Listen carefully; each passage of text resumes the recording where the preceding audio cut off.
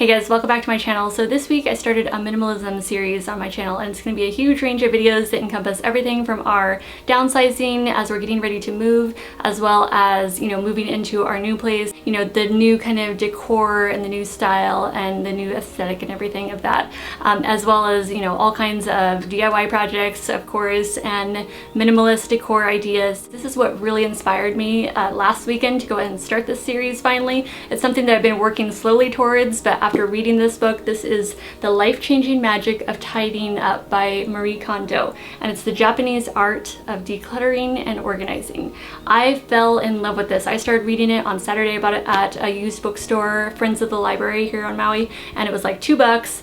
I went home, I read the whole thing on Saturday, and I was just like completely immersed in it, and I absolutely love her way, or her method, which is called the KonMari method. Yeah, so awesome book, highly recommend checking it out. And now I'm going to share some of the items that bring me joy that I love to see around the house and that are, pieces of decor, but they also have kind of a minimalist sort of feel or minimalist aesthetic to them. So definitely one of my favorite items to decorate with are crystals. Crystals, geodes, colored gemstones. I think they're absolutely gorgeous. I love mineral specimens, and they just feel really good. Like, they put off a good vibe, and it just feels really like zen-like and really relaxing. I love anything that is like natural, really, that brings a good energy, and I feel like crystals are definitely one of those things. So I have a little stand that this is on right now, so it's just a little acrylic stand. I got this at the Tucson Gym Show earlier this year for a display, and it just makes a really pretty, simple, kind of minimalist display. We also have some of these chunky quartz crystals. They're from Brazil and Madagascar. I love the feeling that these give off. They're just so clear, like crystal clear towards the top, and as they go down to the bottom, it has more of the clouds and inclusions. I just think it's really gorgeous. And this piece actually has more inclusions all the way through it, and when you turn it different ways, it has different rainbows and just really sparkles. So clear quartz crystals are great if you like that sort of aesthetic, the very kind of clean, white, calming sort of minimalist look. But for any of you guys out there who like a pop of color, I definitely have some of those as well. I like color myself too. I know people find it hard to believe because I have a lot of white around, and I do love white. It is my favorite, but I do like those pops of color just to sort of contrast against it, So I definitely love colored gemstones, colored geodes like amethyst. I love how it contrasts with the deep purple and then the white around the edge. Rose quartz is another one of my personal favorites. I love that very soft pastel pink and the translucency of it. It's just gorgeous. And you can also find some really cool, unique colors out there in gemstones, like this celestite. It's a very pale, kind of dusty blue-gray. That one is really beautiful, and boy, when that thing sparkles under low light, it is absolutely just spectacular. It's very mesmerizing. Air plant globes are one of my favorite ways to create a minimalist kind of aesthetic accent, and I think it's really pretty and simple, and it looks really good on basically like any surface that you set this on, whether you're dealing with like bright colors, dark colors. If you have it all white, this always tends to look really good, and it's a super easy DIY to make. So all you need is a glass globe, and so I found this one like for about $3 or $4 at TJ Maxx. You can find them really inexpensive. It has a flat bottom, sort of like on edge, and the opening is kind of tilted to one side. And then you can get some aquarium sand. I'm just using this white aquarium sand. And then you can get your air plant. Air plants, you can buy them online. You can buy them at garden centers. This one I ordered on Amazon, and it's this is a Tillandsia tectorum. And once you've added your sand, you can always add like a little crystal or some other, interesting little stones in there if you want, or you can leave it just plain with just the sand, and then just put your Tillandsia air plant in there, and you're done, just like that, and you have this beautiful, like really elegant looking minimalist piece of decor. Alright guys, so I grabbed some of my other air plants just to kind of show you that they have different looks. There's all different varieties of air plants, and they come in different colors too. So there's all kinds of really cool shapes and different varieties. Here's one that is flowering right now, or just about to flower.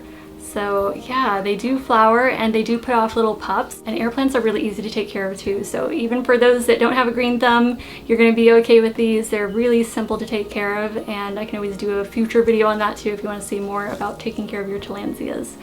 But yeah, that's a nice example of one of the gray ones there with all the trichomes, fuzzy little trichomes. Another favorite is definitely terrariums. I think these look super cool in any kind of decor setting that you have.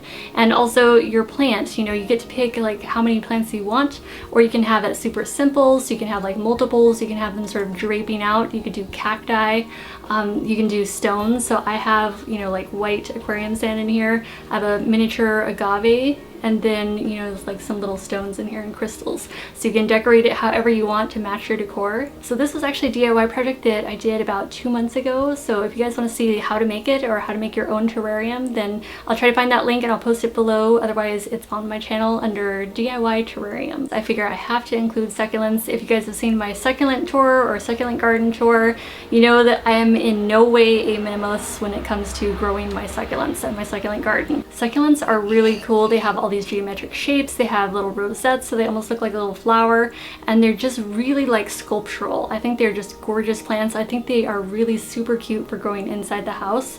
Some of them, you know, prefer to be outside. They might like a little more sun than others. It just depends on the variety that you have. And I have it in this little white pot. This is a terracotta pot that I just spray painted white.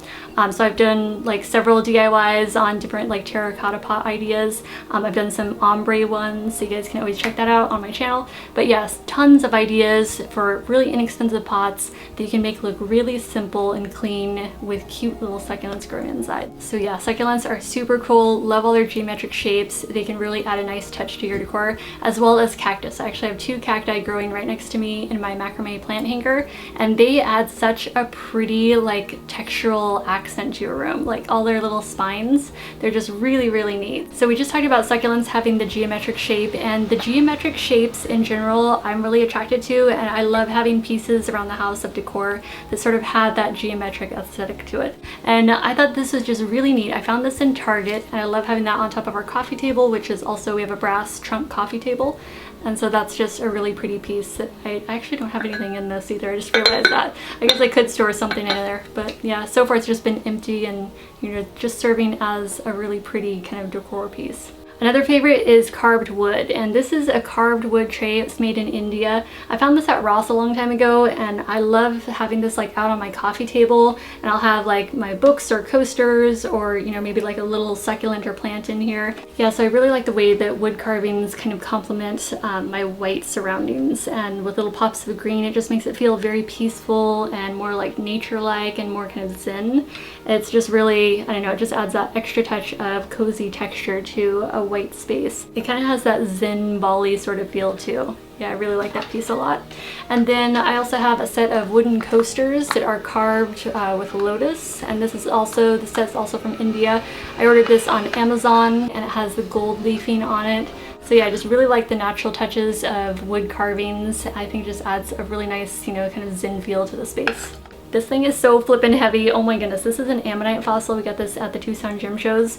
We absolutely love fossils. I think they're so freaking cool, and they also can serve as beautiful sculptural art. And this was a piece that really caught our eye, and it is one of our favorite sculptural art pieces.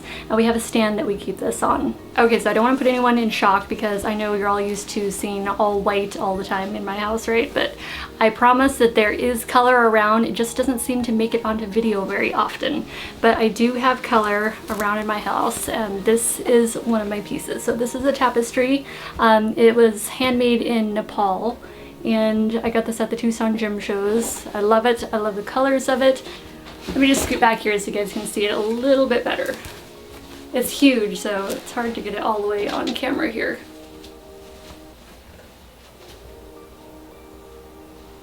Okay, hopefully you guys can see this okay, but it's basically like a large mandala, and it has, you know, the different colors around the circle as it goes. But I love this. I spotted this from a distance hanging up, and I was just like, I instantly fell in love with that. I love the colors of it. I was just thinking I'll probably get comments about this being like, you know, quite a wild print, and, you know, look at all that color, like that's not very minimalist of you. But you know what? Minimalism is just about being mindful. Like I said before, it's gonna look different for everyone. You can be a minimalist and, you know, live simply and still like color and pattern and stuff. Yeah, so do you, and if you like some color, then by all means, like, add some color to your life, you know. So we've got our sculptural art, our tapestry art, and then regular art too, or photographs. That's something else that I like to do, is dress up the walls, you know, with just a nice nice, big, simple, either photograph on a canvas or a painting on a canvas. I just have this little one up here right now that is just a painting that I painted a while back. I did like a DIY on it. And then I also have like a lotus that I painted out in the living room. Those are just hung with command strips, so I'm kind of just leaving them up there until we're actually ready to go because they're really easy to pull off the wall. So anyway, that is another item that is definitely a favorite, is putting a beautiful piece of art on your wall that really inspires you and makes you happy every time you see it. Alright guys, my last favorite for this video are plant hangers. I love using plant hangers because that means the plant isn't taking up a surface. It can be just free hanging from the ceiling. So these were a DIY. I actually have 3 of these throughout the house right now. So I got like 2 doubles and then this one is just a single. But you can make these really easily. So I did this in a DIY that was for my desk. So it was like DIY desk ideas. So you guys can always check that out if you want to know how to make your own macrame plant hanger. But yeah, I think they're just really cool. I love the sort of like bohemian look. I've got some beads on the bottom there. And I did get a question about what type of hook to use when you go to hang your plant hanger from the ceiling.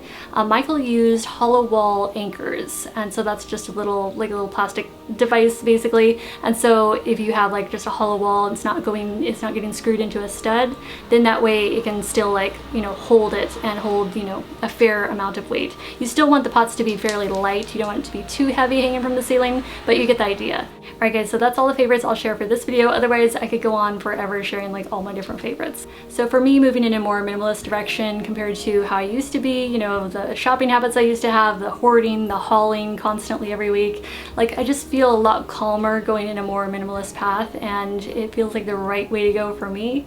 It might not be the right way for everyone, you know, so it's totally up to the individual. But for me, it's definitely, I've found it to be very enriching for my life, and it's brought me so much more happiness, and I just feel like really at peace and like ready to go tackle the world, you know, go travel, go have awesome experiences, go meet people, and I guess just be less focused on like my stuff, you know what I mean? So anyway, okay, just had to put that out there. I'm gonna let you guys go now. Thank you so much for watching, and I hope to see you in the next video. Bye guys.